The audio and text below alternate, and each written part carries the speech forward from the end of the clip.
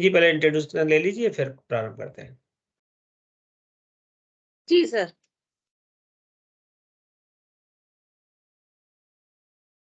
Sir मुझे संगीता अग्रवाल दिख रही है।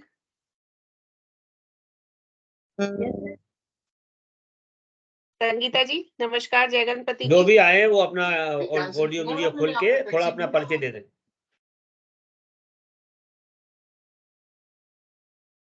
संगीता जी बोलिए। ठीक है, जय गणपति की। कहाँ से हैं आप? मैं ग्वालियर से इनका जीवन का फॉर्म भरा हुआ है और आगे जी वास्तु में आप वास्तु भी लेना चाह रही हैं? अभी प्रवीण में आई है, ठीक है ठीक है, ओके अच्छा आगे बढ़े। संगीता अग्रवाल नाम लिख लो। जी। दौलत राम जी। ये भी प्रवीण में आए ना, दौलत राम जी फुलके जी प्रवीण मैम, जी छत्तीसगढ़ से हूँ मैं। छत्तीसगढ़ से, ठीक है। और चित्रांशी। कौन है चित्रांशी जी बताएं।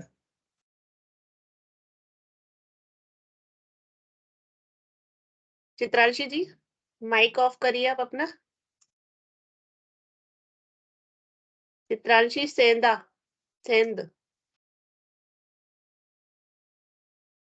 विनीता गोयल जी। जय गणपति की। मैं विशारद 2 कर चुकी, मतलब ये एग्जाम्स दिया था, अब वास्तु के लिए देखूंगी। ओके। जय गणपति। वंदना शर्मा जी। सब लोग अपना जल्दी जल्दी बता देंगे तो क्लास जल्दी चालू हो जाएगी। वंदना शर्मा जी। जय गणपति जी। जय गणपति। मैं अच्छा, वंदना प्रवीण शर्मा। अभी प्रवीण हाँ वर्मा है। एडमिशन, हाँ जी। ओके ठीक ठीक, ओके ना। नमस्ते। प्रणाम और मैम, मैं चित्रांशी। जी मैंने अभी विशारद कंप्लीट किया है करोल बाग दिल्ली आईकास से। ओके ओके ठीक है, लिख लो। जी जी थैंक यू। और बता दीजिए, अपने आप बता दीजिए सब लोग। चित्रांशी जी आप अपना नंबर बताएंगी, mobile number? Ma'am 82959 8295 9 okay 73321 73321 okay. चलिए और बताइए, अपना अपना परिचय दे दीजिए फटाफट। आलोक जैन जी। आरती। हाँ जी, जयपुर से हूँ मैं। पीवा हाँ आलोक जैन जी बोलिए बोलिए। अच्छा हाँ, आलोक जैन जयपुर। जी अभी प्रवीण फर्स्ट में थे, सेकंड में हाँ आ जी। गए। हाँ ठीक है ओके। हाँ सेकंड। आरती जी और जी नमस्ते गुरुजी, मैं नमस्ते। आरती गौतम। अच्छा आरती गौतम, हाँ मैंने हाँ, अरे जी जी अभी आपके तो दर्शन ही नहीं होते हैं। जी सर, असल में एडमिशन तो मैंने बहुत मन से लिया था, लेकिन हाँ घर में कुछ मम्मी की तबीयत और समस्याएं ऐसी रह गई कि उस तरीके से ध्यान नहीं दे पाई अभी तक जो देना चाहिए इस था बार मुझे। ध्यान दीजिए, और आपको कोई भी जी दिक्कत है बिल्कुल। तो आप खुल के बोलिए। आरती जी सर। शर्मा जी, आरती शर्मा जी इनको बोलिए, धवन मैडम को बोलिए। हम लोग जी आपके सर। साथ घर की तरह हैं। आप बिल्कुल भी ये मत सोचिए कि आपके साथ कोई हम ऐसा ट्रीट करेंगे कि आप स्टूडेंट हैं हम टीचर हैं। जहां भी जी आपको सर। समस्या आती है आप खुल के पूछिए, है ना। जी सर। जी बिल्कुल इस जी बार आप जी अच्छे से गुरुजी। करिए। बिल्कुल। जी और अगला नाम क्या है? दुर्गेश शर्मा। जय गणपति की। मैं ग्वालियर से विशारद की छात्रा हूँ। ठीक। ओके। प्रांजलि। नमस्ते गुरुजी, ये मेरी नमस्ते।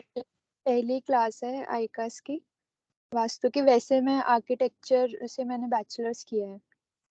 बहुत बढ़िया है, आपके लिए तो बहुत ही अच्छा है। प्रांजलि मोगे, हाँ मोगे जी आप आए हैं, ठीक है जी ओके। ग्वालियर से नंबर हूँ। बताएंगे हाँ आप ग्वालियर। अपना? कॉन्टैक्ट नंबर हाँ है, जी रागनी आरती है, ओके। इन्होंने फार्म भरा हुआ है वास्तु के लिए। जी। मीना जी। नीता जी है, नीता जी हाँ जी, वो भी गणपति जी पंडित जी। जय गणपति। दिल्ली से क्या नाम? मीना मीना खंडूजा। खंडू। हाँ मीना जी, मीना बिल्कुल हाँ ठीक जी हाँ जी, कैसे है। पंडित हाँ, जी? मेरे ख्याल अरे से अब कोई नया नहीं। विष्णु अग्रवाल जी आप अपना परिचय दे दीजिए। जी सर, मैं भोपाल से हूँ। और जी। मैं प्रवीण और वास्तु दोनों करना चाहता हूँ। अभी आप क्या करते हैं और क्या कर चुके हैं पढ़ाई?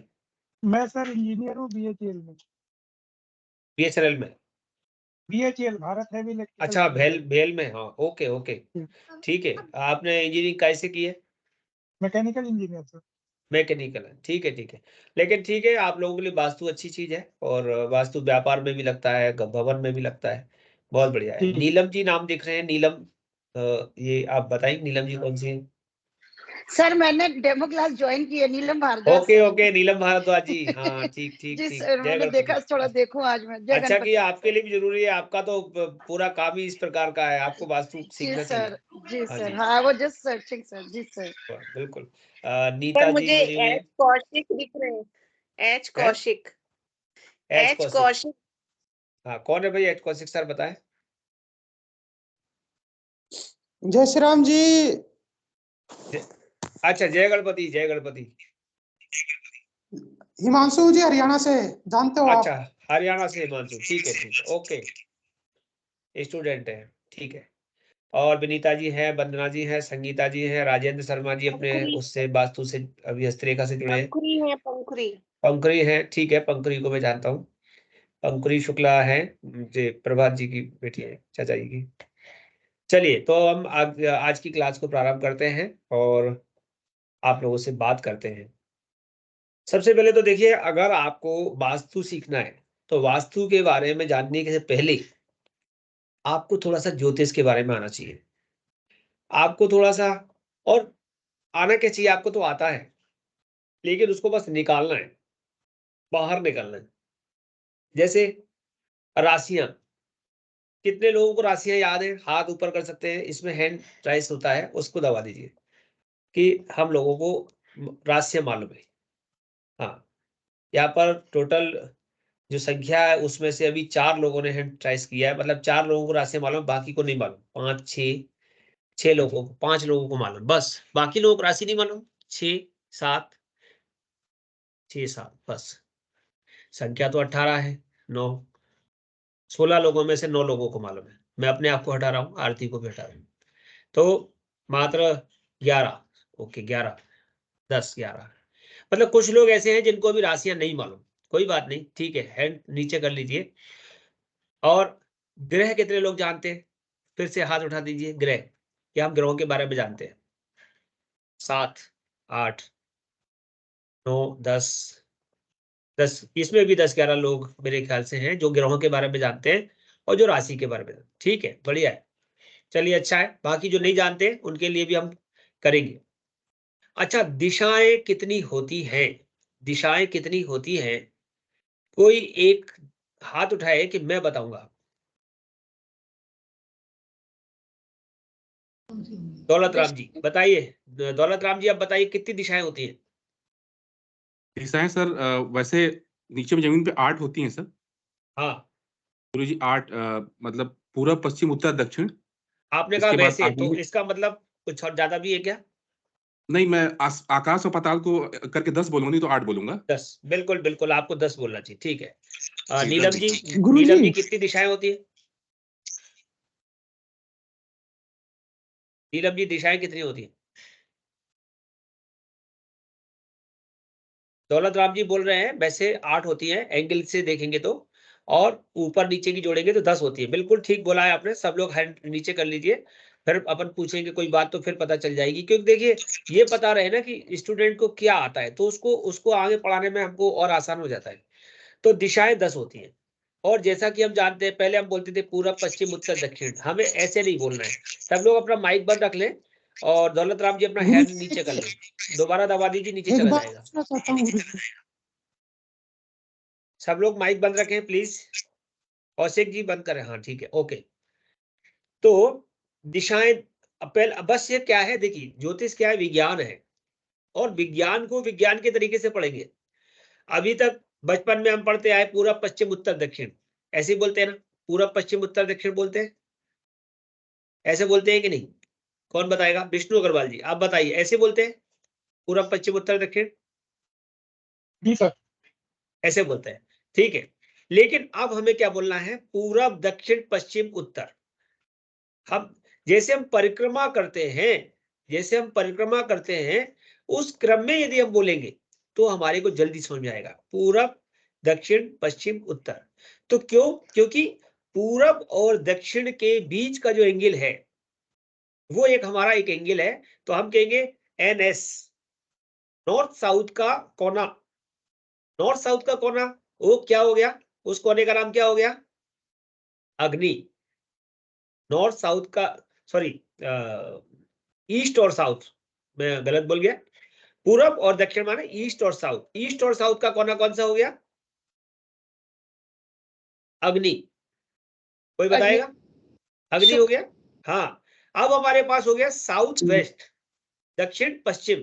तो साउथ वेस्ट का कोना कौन सा हो गया? संगीता जी क्या कह रही बताइए? साउथ वेस्ट, नैऋत्य कोण। नैऋत्य कोण, वेरी गुड। और अब बता वेस्ट और नॉर्थ यानी पश्चिम उत्तर। पश्चिम उत्तर के कोने को क्या कहेंगे? वायव्य कोण। वायव्य कोण, बहुत बढ़िया, वायव्य कोण। और उत्तर और पूरब यानी कि नॉर्थ ईस्ट के कोने को क्या कहेंगे? ईशान कोण। तो ये चारों कोण भी हमारे लिए बड़े महत्वपूर्ण हैं।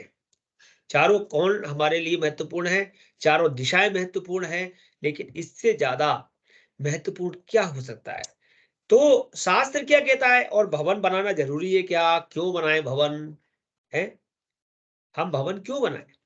क्योंकि भवन बनाना फिर उसको संभालना बड़े मुश्किल है।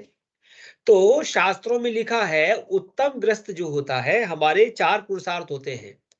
4 पुरुषार्थ होते हैं, धर्म, अर्थ, काम, मोक्ष। तो पुरुषार्थ की सिद्धि के लिए हमें अपने जीवन में कुछ कार्य आवश्यक रूप से करने होते हैं। जैसे एक कार्य है विवाह, धर्म प्रजा सिद्ध्यर्थम। विवाह बहुत आवश्यक है। पिता बनना, माता बनना, ये बहुत आवश्यक है। जीवन में एक पेड़ लगाना एक बहुत आवश्यक है, पुरुषार्थ के अंतर्गत आता है। एक पेड़ लगाना। जीवन में एक पुस्तक लिखना ये बहुत आवश्यक है, ये एक पुरुषार्थ है कि आपने अपने जीवन में जो शास्त्र अध्ययन किया उसको आपने लिखित रूप में आगे परंपरा को दिया। और जीवन में एक अच्छा, जैसे संतान की बात है, ऐसे ही कहा गया है जीवन में एक अच्छा शिष्य बनाना, यानी किसी एक को पढ़ाना, जिसको कहते हैं दीप से दीप जलाओ, क्योंकि आप अपने ज्ञान को आगे दो। अब शिष्य सब प्रकार के होते हैं, जरूरी नहीं है कि आप ये वाला विद्या दे रहे हो। आप जो काम जानते हो वो काम आप पूरे श्रद्धा से, पूरे तन्मयता से उस दूसरे व्यक्ति को, जैसे एक सास अपनी बहू को अपने परिवार के संपूर्ण गुण देगी, तो उसने अपनी उसको शिष्य बनाया और वो बहू फिर आगे देगी, तो वो क्या होगा? संस्कार, उनके रीत रिवाज, उनकी लोकाचार, उनकी परंपरा जीवित रहेगी। हमारे शास्त्र में भी हमारा शास्त्र अध्ययन, चाहे हम ज्योतिष करते हो, चाहे हम वास्तु करते हो, चाहे हस्तरेखा करते हो, चाहे विज्ञान करते हो, डॉक्टर हो, इंजीनियर हो, हमारी वो विद्या है वो आगे जाए, इसलिए शिष्य बनाना बहुत जरूरी है। ऐसे बहुत सारी चीजें हैं मेरे पास, लेकिन यहाँ पर एक बात कही गई है कि दया, श्रद्धा, क्षमा, लज्जा, प्रज्ञा, त्याग, कृतज्ञता, गुणा यस्य अभन्यते ग्रस्तो मुख्य एव च। तो ग्रस्त का जो मुख्य लक्षण होता है उसके अंदर दया होनी चाहिए, उसके अंदर श्रद्धा होनी चाहिए, उसके अंदर क्षमा का भाव होना चाहिए, उसके अंदर लज्जा भी होनी चाहिए। कोई कार्य अगर गलत कर दे तो उसको स्वीकार करे। प्रज्ञा, एक अच्छी बुद्धि, सद्विवेकनी बुद्धि भी उसके पास होना चाहिए। कृतज्ञता यानी किसी से उसने कुछ लिया है तो उस बात को वो स्वीकार करे कि हाँ, अमुक व्यक्ति ने मुझे अमुक समय पर ये दिया था। कई बार क्या होता है, नहीं हमें किसी ने कुछ नहीं दिया, हम तो स्वयं ही सब जानते थे पहले से। ऐसे भी लोग आपको संसार में मिलेंगे, क्योंकि ऐसा हो नहीं सकता। सबसे पहले तो हमें किसी ने जन्म दिया, फिर माता ने हमको बोलना खाना सिखाया, पिता ने हमको बाजार में चलना सिखाया, गुरु ने हमको विवेक दिया। तो कहीं ना कहीं किसने कितना दिया है, क्या दिया, ये तोला नहीं जा सकता, अमूल्य है। तो कहते हैं ग्रस्तस्य क्रिया सर्वा न सिद्ध्यन्ति गृहं विना, ग्रस्तस्य क्रिया सर्वा न सिद्ध्यन्ति गृहं विना यत्तत् तस्मात् गृहारंभ प्रवेश समयो ब्रुवे। जो कोई ग्रस्त है उसके संपूर्ण श्रोत्र स्मार्त कर्म, अर्थात श्रोत स्मार्त कर्म किसे कहते हैं? जो आप हवन यज्ञ पूजन विधान करते हैं, जो भी आप गृहस्थ कर्म करते हैं, श्रोत कहते हैं वेदों के द्वारा जो आपने सुन करके आचरण में लाते हो, स्मृतियों पुराणों में जो दिया गया है उसे आप आचरण में लाते हो, वो किसी एक अपने स्वयं के ग्रह के बिना सिद्ध नहीं होते। इसलिए गृह आरंभ और गृह प्रवेश के समय को कहते हैं। तो क्यों? क्योंकि दूसरे के घर में किया हुआ श्रोत्र वैदिक परगृहे कृता सर्वा श्रोत स्मार्त क्रिया सुवा निष्फला स्युत तस्मात् भूमिशा फल मुष्णते, ऐसा कहा गया है। परिगृहे कृता सर्वा, दूसरे के घर में किए गए श्रोत्र कार्य स्मार्त कार्य, यानी आपने वैदिक पौराणिक जो भी कार्य किए हैं, समस्त क्रियाएं निष्फल हो जाती हैं, क्योंकि उनका फल मकान मालिक को मिलता है। इसीलिए हमें अपने जीवन में पुरुषार्थ चतुष्टय की सिद्धि के लिए स्वयं का एक भवन बनाना बहुत आवश्यक हो जाता है।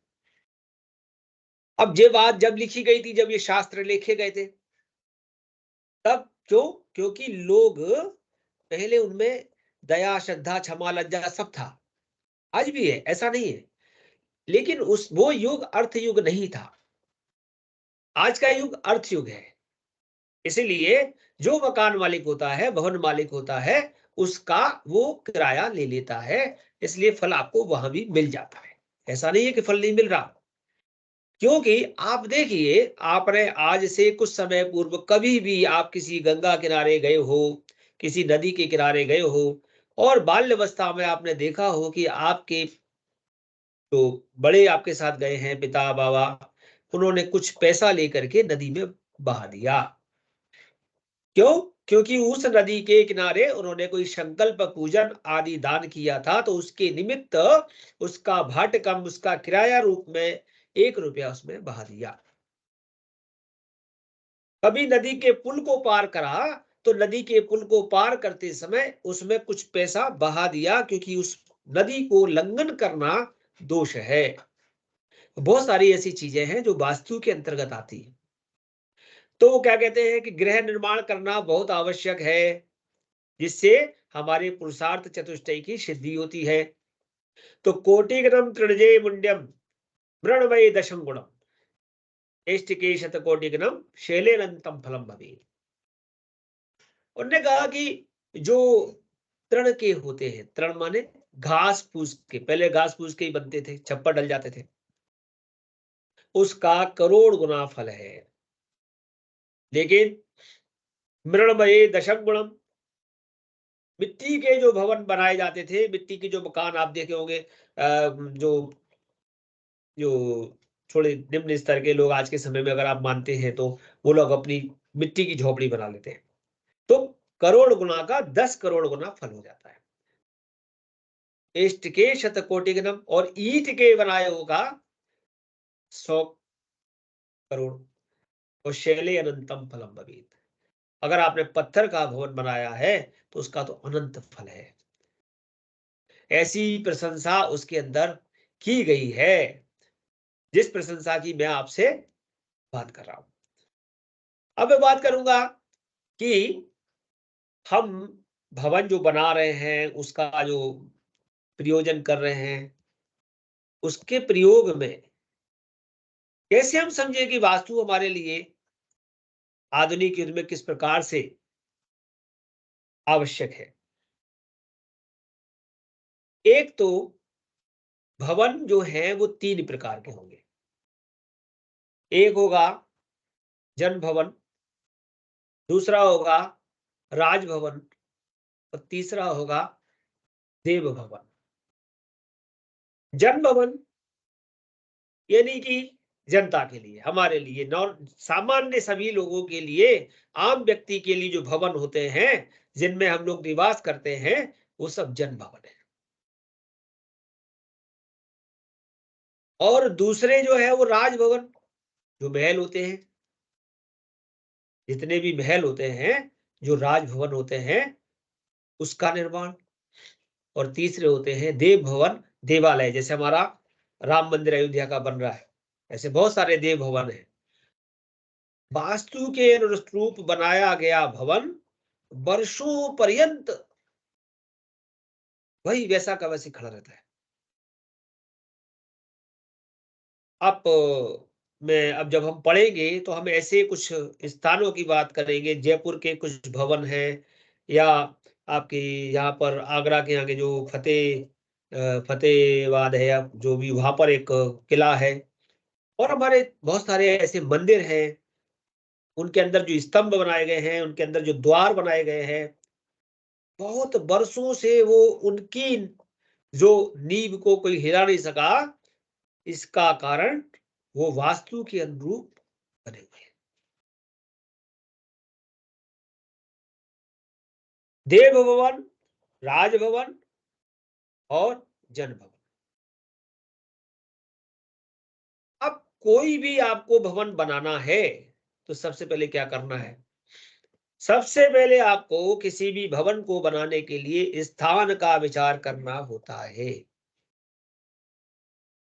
स्थान का विचार मतलब हम किस गांव या नगर में बसे जो हमारे लिए उत्तम हो, जिसमें बसने से हमको लाभ हो, हानि न हो।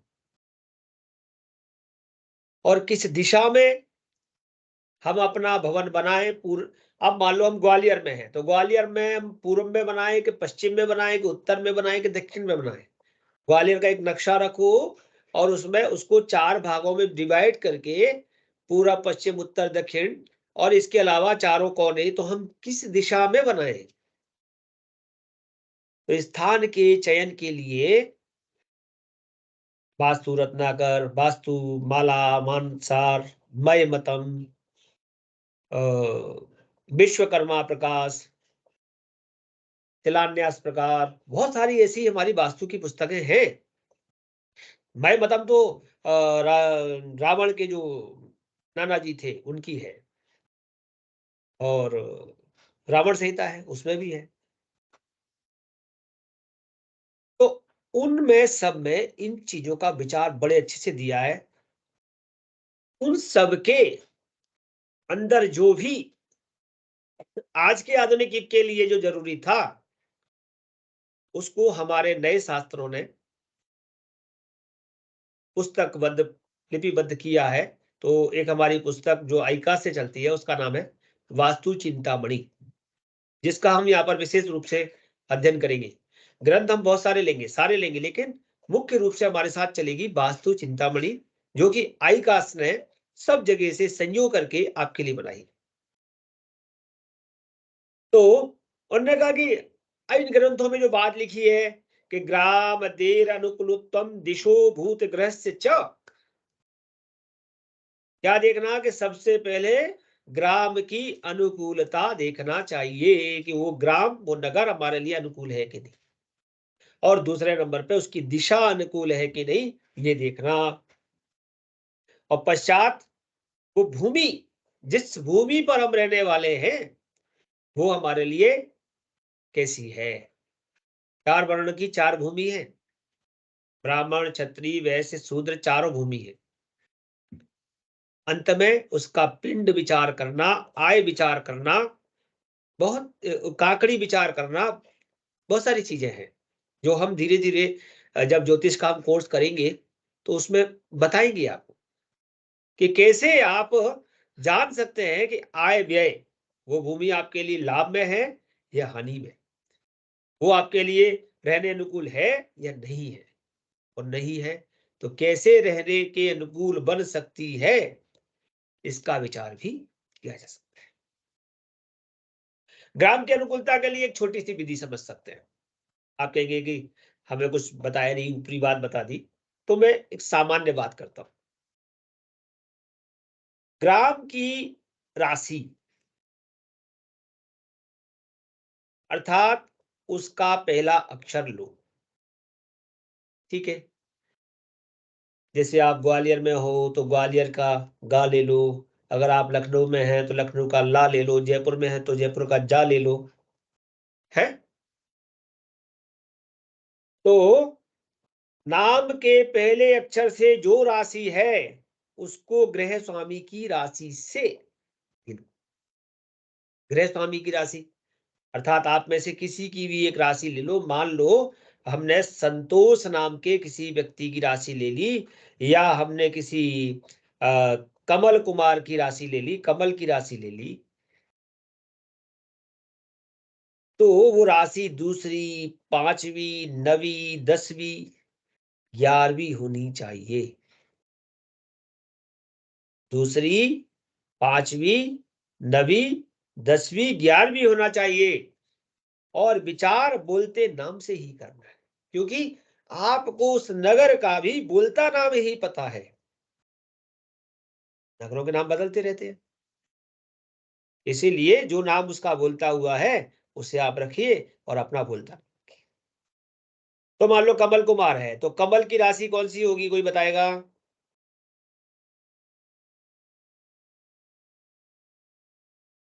कमल की राशि है? आवाज नहीं आई। मिथुन राशि, ठीक है।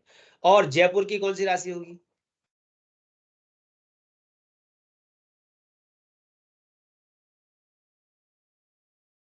जयपुर की राशि क्या होगी? धनु, मकर, कुंभ, इनमें से बताइए। मकर। मकर, वेरी गुड। तो जयपुर की राशि मकर हो गई और कमल की राशि मिथुन हो गई। अब मिथुन की राशि से मकर राशि तक जाइए, कितना नंबर आ रहा है गिन के बताइए। 8 8 8 आ रहा है, तो 8 तो अच्छा नहीं है। मैंने बोला आपको दूसरी, पांचवी, नवी, 10वीं और 11वीं राशि होना चाहिए तो अनुकूल होगा। अगर 8वीं आ गई तो क्या होगा? तो आप तो ज्योतिष पढ़ चुके हैं, अभी आपको ज्योतिष में 4, 8, 12 के बारे में कुछ बताया था। तो अष्टम भाव क्या करता है? अष्टम भाव में क्या बताया, अच्छा है कि खराब है? राजेंद्र जी बोल रहे थे, आप बताइए। खराब है, तो खराब है, एक खराब भाव है। है। हाँ, तो इसमें लिखते हैं कि प्रथमे सप्तमे ग्रामे वैरम हानिष्टगे दुष्ट्या के द्वादशे रोगा शेष स्थाने शुभम भजन। गृह स्वामी की राशि से जिस ग्राम में बसना हो उस ग्राम की राशि 1, अर्थात मिथुन की मिथुन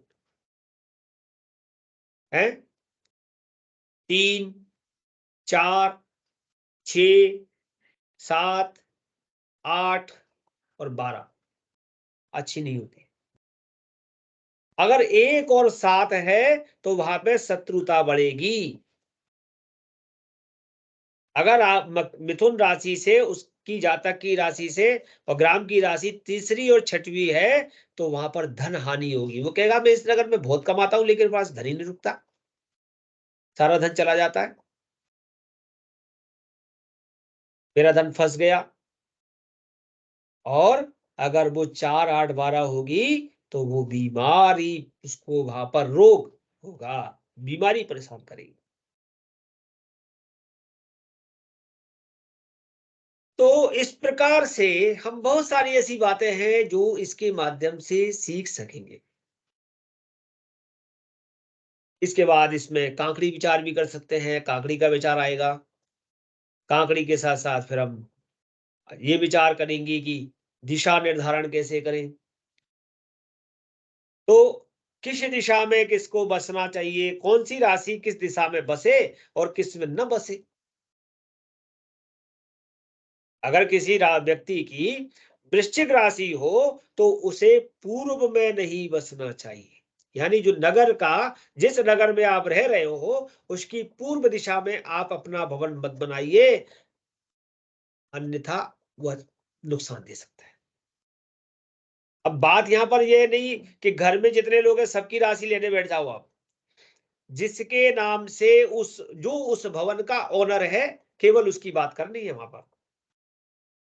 तो किसी ने नहीं तो कोई ने कहा कि साहब वो मेरा नाम तो ना पे है, मेरी वृश्चिक राशि है, तो मैं तो पूरब में रह रहा हूं, तो मेरे लिए हानि है। अगर आप उस भवन के स्वामी नहीं हो तो आपके ऊपर उसका कोई असर नहीं है।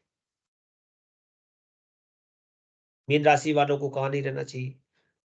मीन राशि वालों के लिए है अग्निकोण में नहीं बसना चाहिए। कन्या को दक्षिण, कर्क को नैऋत्य, धनु को पश्चिम और मेष को उत्तर। ऐसे सभी राशियों की दिशाएं बताई गई है कि कौन किस राशि वाला किस दिशा में किस कोने में न बसे। क्यों? अगर वो इस दिशा में बसता है तो उसे कोई ना कोई हानि, कोई ना कोई क्षति, कोई ना कोई कष्ट, वहां पर भी जो 3 मैंने बताए, या तो शत्रुता बढ़ेगी, या धनहानि होगी, या रोग होगा, या किसी अपराध में फंस जाएगा। तो आदमी कहता है जब से मैं इसमें आया हूं हम लोगों का मन उछट गया है, हम कुछ कर नहीं पा रहे हैं। ऐसा मैंने देखा है। व्यापार में लाभ नहीं हो रहा, बीमारी बहुत आ गई है। और आपके पास वास्तु को लेकर आता भी आदमी इसी विषय से है कि साहब जब से हमने वो मकान बदला, उस मकान में गए तो फिर दक्षिण मुखी, पूर्व मुखी, पश्चिम मुखी, उत्तर मुखी, कौन से भवन में रहे। तो प्रत्येक व्यक्ति के लिए भवन का द्वार अलग अलग होता है और वो आपकी कुंडली में होता है। और इसीलिए सबको कहा गया है कि सबसे पहले बेसिक ज्योतिष सीख लो। और अगर आपको बेसिक ज्योतिष नहीं आता है तो हम उसके साथ बेसिक ज्योतिष भी आपको बताएंगे। क्यों? क्योंकि अगर आपको बेसिक ज्योतिष नहीं आ रहा, अगर राशियों के बारे में नहीं मालूम, ग्रहों के बारे में थोड़ा सा नहीं मालूम, दिशाओं का नहीं मालूम, तो फिर आप वास्तु का जो आर्किटेक्ट बनाने वाले हैं, जो नक्शा बनाने वाले हैं, जो आप शोधन करने वाले हैं, वो मुश्किल हो जाएगा। तो यहाँ पर राशि, नक्षत्र, ग्रह सभी का प्रयोग होने। भूमि की लंबाई, भूमि की चौड़ाई डिपेंड करती है वो आपके फल पर। भूमि का आकार, किस भूमि पर जा रहे हो, कैसा आकार है। वर्गाकार है, वर्गाकार बहुत अच्छी। अगर वर्गाकार भूमि है तो शुभ है, और आयताकार है तो वो भी अच्छी है, सिद्धि देने वाली है। और अगर वृत्ताकार गोल वाली भूमि है तो वो काय के लिए अच्छी है? वो अच्छी है जहां पर आप कोई शिक्षण संस्थान बनाओ, कॉलेज, विद्यालय, स्कूल चलाओ, उसके लिए अच्छी है। आयताकार मतलब गोलाकार। त्रिकोण भूमि अच्छी नहीं है, राजभय देती है। अब त्रिकोण भूमि राजभय देती है, लेकिन अगर त्रिकोण भूमि पर आप कोई भय वाला काम खोल लो तो आपको फायदा हो जाएगा। एक त्रिकोण कोना था दिल्ली में और वो बिछ नहीं रहा था, क्योंकि सब लोग ये सोच करके कि ये तो कोना है, त्रिकोण है, त्रिकोण है। तो ऐसी, मैं दिल्ली की बात कर रहा हूं, ऐसी कई भूमियां हैं जो मैंने देखी है त्रिकोण वाली। उसमें एक का उदाहरण दे रहा हूं। तो ऐसी भूमि पर आप कोई भय वाली चीज खोल लो या कोई खराब चीज खोल लो, चालू हो जाएगी। तो इसने कसाई की दुकान खोल ली, जो वो बेचता था, वो क्या बेचते हैं आप तो जानते हैं, चल निकली। क्योंकि उसके ग्राहक तो ढूंढते हुए आ जाते हैं, गली में भी आ जाएंगे, जाने कहां पहुंच जाएंगे। एक ने वहां शनि मंदिर बना दिया, इतना चला कि उसको अपने मंदिर के पीछे एक बड़ा पाइप लगा करके टैंकर लगाना पड़ा, और हर शनिवार को उसका टैंकर भर जाता है, और आज की डेट में उसके 10-10 टैंकर की सप्लाई। ऐसे लोग भी, ऐसी जगह भी है। तो ऐसा नहीं है कि सब भूमि खराब है, तो आपको खराब की भी अच्छी व्यवस्था ढूंढनी पड़ेगी कि इसमें अच्छा क्या हो सकता है। क्योंकि हमारे जीवन में कुछ काम ऐसे हैं जो खराब, कहते हैं ना, गर्म को गर्म मारता है और ठंडे को ठंडा मारता है। शराब की दुकान, मटन की दुकान, दंडाधिकारी का काम, वहां पे न्यायालय, आयुक्त विभाग, ऐसी कोई चीज खोल दो, जो दंड देती है, जो पनिशमेंट देती है लोगों को, आएंगे लोग, भरेंगे चालान। अंडाकार भूमि भी अच्छी नहीं है निवास के लिए, षटकोणीय भूमि भी अच्छी नहीं है। बहुत सारी भूमियों के आकार होते हैं, कुंभाकार भूमि, अष्टकोणीय भूमि, शकटाकार भूमि, सकट माने बैलगाड़ी जैसी, काकमुखी भूमि का ईशान कोण बढ़ा हुआ है, या आपका वायव्य कोण बढ़ा हुआ है, या नैऋत्य कोण बढ़ा हुआ है, या अग्नि कोण बढ़ा हुआ है, कोई भी कोण बढ़ा हुआ है तो उसमें भी अलग अलग फल है। और दो भूमि, गोमुखी और सिंहमुखी, दो तरह की भूमि और होती है। तो गोमुखी भूमि और सिंहमुखी भूमि की बात कही गई है। गोमुखी भूमि व्यापार के लिए अच्छी कही गई है, और सिंहमुखी भूमि निवास के लिए अच्छी कही गई है। इस पर भी हम विचार करेंगे कि सिंहमुखी गोमुखी को कैसे पहचाने। इसके लिए आपको वहां पर आपको ये दिशा सूचक का प्रयोग भी करना पड़ेगा, कुछ आपको प्रकाल वगैरह जो ऐसी चीजें हैं उनका भी प्रयोग करना पड़ेगा। मतलब सबसे पहले आपको नक्शे पे काम करना पड़ेगा, पहले समझना, फिर नक्शे के अंदर लगाना। लेकिन लगाने वाली बातें तो आपकी विशारद में आती है, जो वास्तु आचार्य में प्रैक्टिकली बात। क्योंकि जैसे ज्योतिष प्रवीण बेसिक कोर्स है, ऐसे ही वास्तु प्रवीण भी वास्तु का बेसिक कोर्स है। जब आप वास्तु आचार कर लेते हैं तब उसमें आप पूर्ण दक्ष होंगे। लेकिन इसमें आपको 70-75% वास्तु अच्छे से आ जाएगा। अब 25% जो बचा है वो आपको आचार में आएगा। क्यों? और वो 25% 100% के बराबर है, क्योंकि उसमें अभ्यास ज्यादा करना है। इसमें बेस को समझना है, उसमें अभ्यास ज्यादा करना है। भूमि के भी नाम होते हैं, कोई ऊपर से उठी है, गज पृष्ठ है, हाथी, गज कहते हैं हाथी, पूर्व पृष्ठ, पूर्व किसको कहते हैं, कछुआ, पूर्व पृष्ठ भूमि, दैत्य पृष्ठ भूमि, है ना, नाग पृष्ठ भूमि। तो ऐसे बहुत प्रकार की भूमियां होती है। तो हम बात करेंगे इन सब की कि भूमियां कितने प्रकार की है, कैसे उन पर निवास करें, कौन और किसके लिए कौन सी शुभ है अशुभ है, सारी बातें जानना। तो अगर आप लोग वास्तु में अपना मन बना रहे हैं तो एक बात तो ध्यान रखना कि जो हस्तरेखा पढ़ रहे हैं उनको हम वास्तु नहीं पढ़ाएंगे, और जो वास्तु पढ़ रहे हैं उनको हम हस्तरेखा नहीं पढ़ाएंगे। ऐसा नहीं, हम पढ़ाना नहीं चाहते, समस्या आएगी आपके एग्जाम की। क्योंकि फर्स्ट सैटरडे संडे वास्तु, हस्तरेखा और नाड़ी तीनों का एग्जाम एक ही दिन होता है, एक ही समय पर होता है। इसलिए इन सब में से कोई एक आपको चुनना पड़ेगा। अगर आप हस्तरेखा कर रहे हैं तो अभी वास्तु के लिए रुक जाइए, अगर आप वास्तु कर रहे हैं तो हस्तरेखा के लिए रुक जाइए। दोनों क्लासें हमारी 21 जनवरी से कंटिन्यू हो जाएंगी। एक क्लास सैटरडे रहेगी, दूसरी क्लास संडे रहेगी। हस्तरेखा संडे में है, नून में 1 बजे के लगभग, और वास्तु सैटरडे में है, इवनिंग। तो आप अपना मन बना लीजिए। आज की जो मैंने आपको इसका कुछ परिचय दिया है वास्तु का, उसके संबंध में यदि मन में कोई विचार है, कोई प्रश्न है तो आप पूछ सकते हैं। किसी को कुछ पूछना है? सर कुछ नए लोग और जुड़े हैं। हाँ, बात कर लीजिए, परिचय कर लीजिए। जी, सुनील गौड़।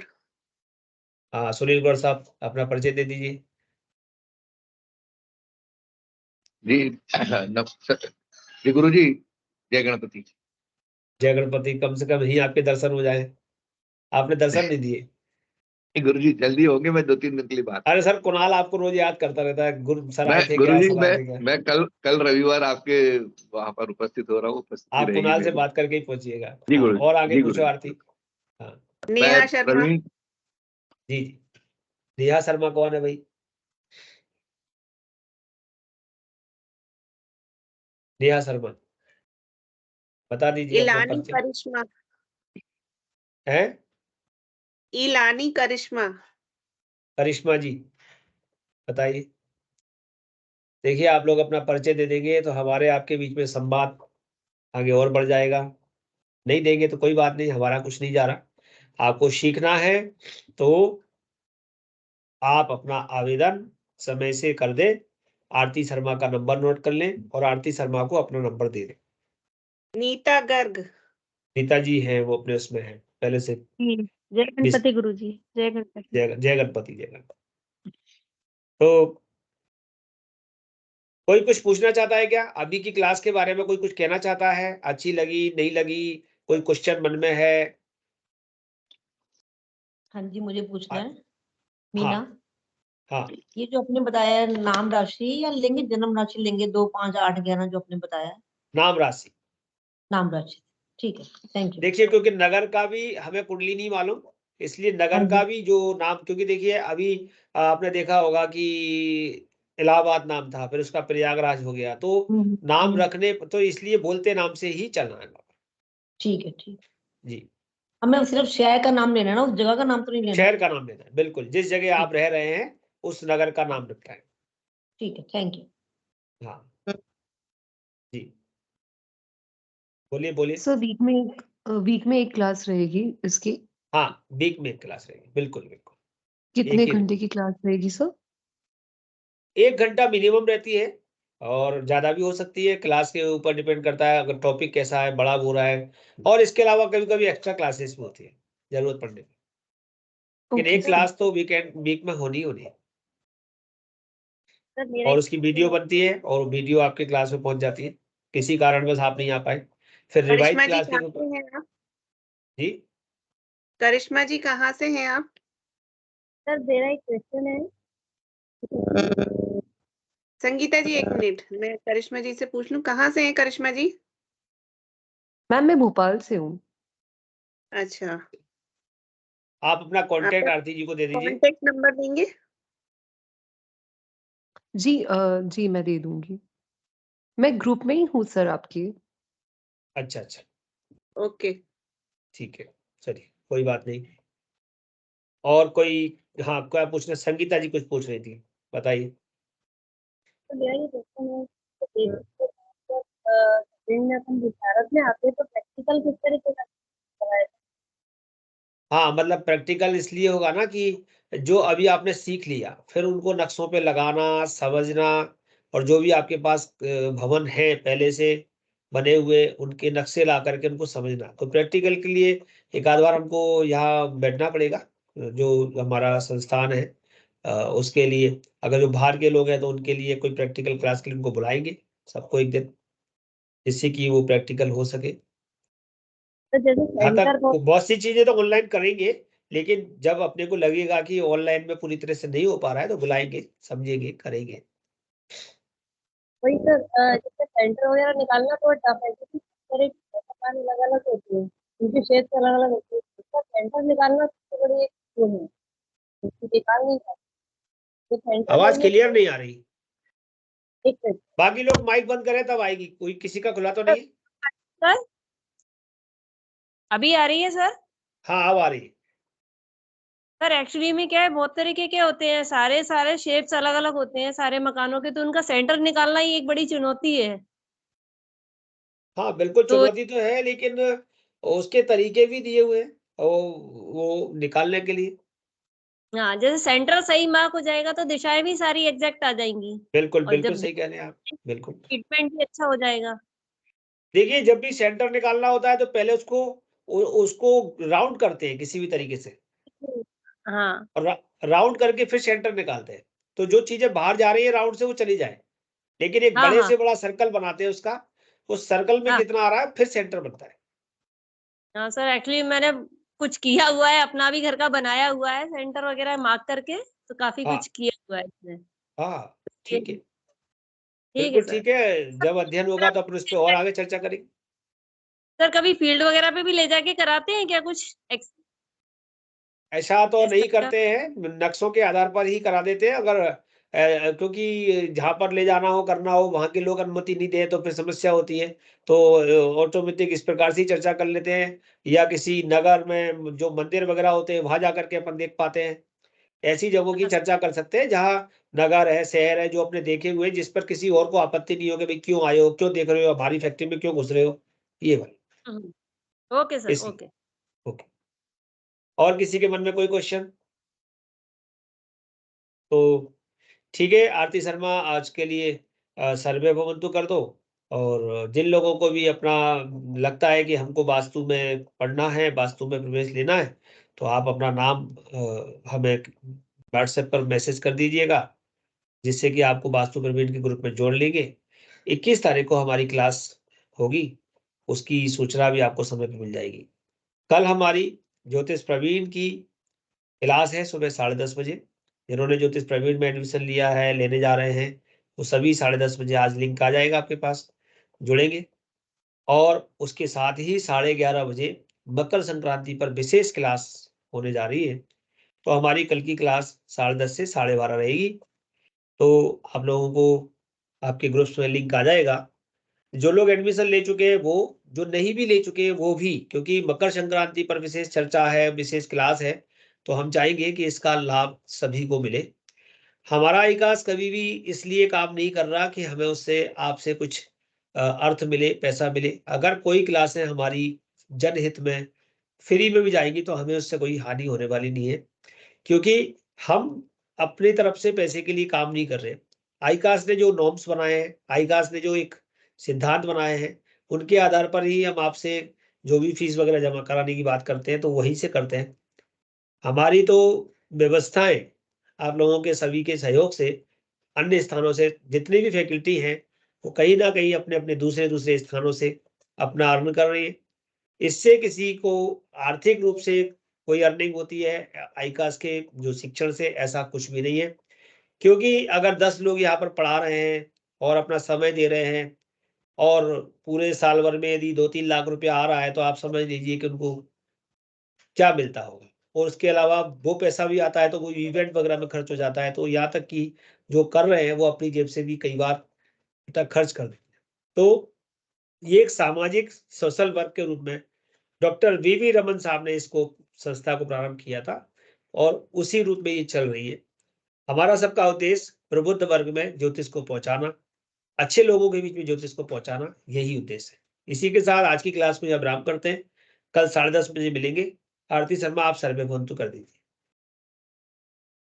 जी सर। सर्वे भवन्तु भवन्तु सुखिनः, सुखिनः, सर्वे सर्वे सन्तु निरामयः, सर्वे भद्राणि पश्यन्तु, मा कश्चित् दुःखभाग् भवेत्। ओम शांति शांति शांति। जय गणपति की। कल मिलेंगे। जय गणपति। जय गणपति। जय गणपति। जय गणपति। जय गणपति सभी को। जय गणपति। बिल्कुल जय जय गणपति की। गणपति। जय गणपति की। जय गणपति।